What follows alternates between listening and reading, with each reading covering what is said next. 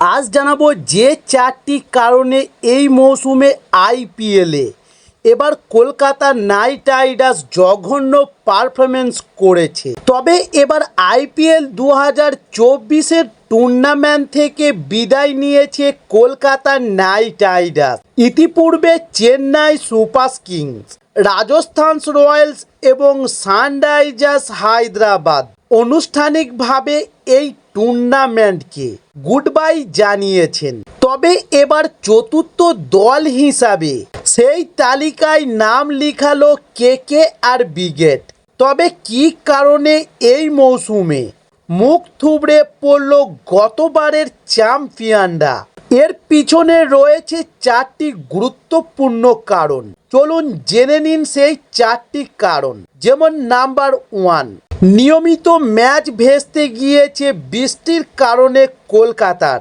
তবে শনিবার royal Challengers ব্যাঙ্গালুরুর বিরুদ্ধে কলকাতা নাইট রাইডার্স মরণবাচন ম্যাচ খেলতে নেমেছিল, কিন্তু চিদাম্বরম স্টেডিয়ামে আয়োজিত এই ম্যাচটা বৃষ্টির কারণে ভেস্তে যায়। একটা বলও গড়ানো তো দূরের কথা, টচ পর্যন্ত করা সম্ভব হয়নি।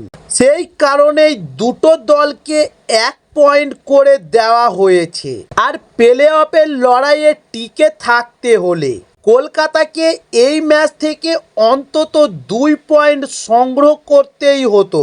কপাল খারাপ, সেটা আর হলো না। তবে গত মৌসুমের সঙ্গে যদি 2025 আইপিএল টুর্নামেন্টের তুলনা করা হয়, তাহলে কলকাতা নাইট রাইডার্সের পারফরমেন্স একেবারেই পাতে দেওয়ার যোগ্য ছিল না। সোজা কথায় পারফরমেন্সের ধারাবাহিকতা যথেষ্ট অভাব ছিল। সেই কারণেই তারা মাত্র 5 ম্যাচে জয়লাভ করেছে আর হেরেছে হাফ ডজন, এবং বাকি দুটি ম্যাচ বৃষ্টির কারণে ভেস্তে যায়। তাই ধারাবাহিকের অভাবেই তারা 13 ম্যাচে মাত্র 12 পয়েন্ট সংগ্রহ করতে পেরেছে।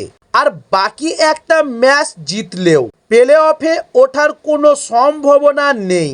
তবে এই মৌসুমে একাধিক দল কলকাতা নাইট রাইডার্সকে হেলায় হারিয়ে আপাতত 17 পয়েন্ট নিয়ে লিগ তালিকায় শীর্ষে রয়েছে রয়্যাল চ্যালেঞ্জার্স ব্যাঙ্গালুরু। তারপরই একে একে রয়েছে গুজরাট টাইটান্স এবং পাঞ্জাব কিংস এবং মুম্বাই ইন্ডিয়ান্স।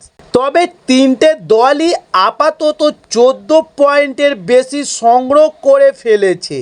তাই এই কঠিন লড়াইয়ে কলকাতা নাইট রাইডার্সের যাবতীয় স্বপ্ন চলতি মৌসুমে সমাধি হয়েছে। তবে অনেকেই হয়তো প্রশ্ন তুলতে পারেন যে শনিবার ম্যাচ বৃষ্টির কারণে ভেস্তে না গেলে কলকাতা নাইট রাইডার্স কিভাবে প্লে অফে উঠতে পারত। তবে একেবারেই পারত না। বাকি দলগুলোর ফলাফলের দিকে তাকিয়ে থাকতে হতো। গোটা মৌসুম জুড়ে কেকেআর এর ব্রিগেড যে খারাপ পারফরমেন্স করেছে, তারই ফল এবার হাতে নাতে পেল। তবে আশা করা যায় যে এই ভুল থেকে তারা শিক্ষা গ্রহণ করতে পারবে, আর সেই কথা মাথায় রেখেই আগামী মৌসুমে দল গঠন করবে কেকেআর।